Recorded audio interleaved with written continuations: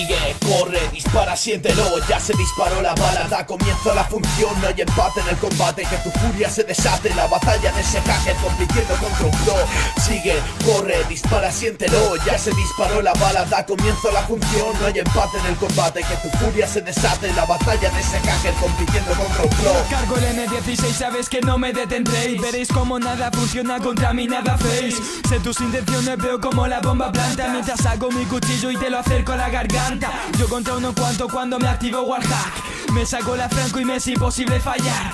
Sácate la pipo, la escopeta y ve por verme. Pongo a campear porque me apetece joder. Me llaman niño rata, me amenazan por el micro. Mientras que yo solo me elimino todo su equipo. Nadie me detiene, no necesito rehén. Me los cargo todo, me conozco el mapa bien. Ahora voy a saco campero, no me la juegan. Granada cegadora mientras voy con 2 pistolas. Un mapa pequeño que los pillo y desintegro. Voy cavando tumbas de esos seres tan pequeños. Me pongo un mod de zombie con munición infinita. Cuando se acerque corriendo, dispárale, luego grita. Hazte barricadas y dispárale a los bloques. Esos cabronazos te transforman con un toque. Me da igual la versión si mi misión es reventarte. 1.6 condición 0 sin el source. El mapa que quiera contra mí sois como bots. Es normal viniendo de alguien que parece Dios.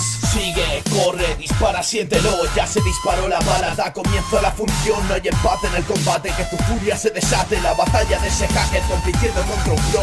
Sigue, corre, dispara, siéntelo. Ya se disparó la bala, da comienzo a la función. No hay empate en el combate, que tu furia se desate. La batalla de ese hacker compitiendo contra un pro. Tengo la pureza de una bala que da en la mirilla, atravesando ese cráneo, partiéndote una rodilla. Confío plenamente en mí para poder ganar, y por eso tengo habilidad sin necesitar hacks.